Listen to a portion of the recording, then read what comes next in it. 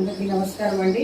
ఈరోజు చిరంజీవి శ్రీనిష్ పుట్టినరోజు సందర్భంగా తల్లిదండ్రులు శ్రీనివాస్ శర్మ గారు మరియు సౌజన్య గారు మన హోమ్లో ఉన్న పెద్దవారందరికీ ఒకరోజు భోజనానికి ఏర్పాట్లు చేశారు.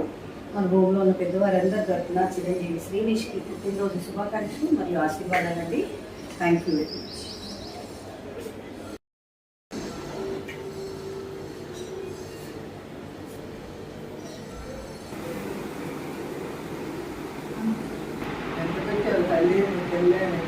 కొద్దిగా పెట్టాను.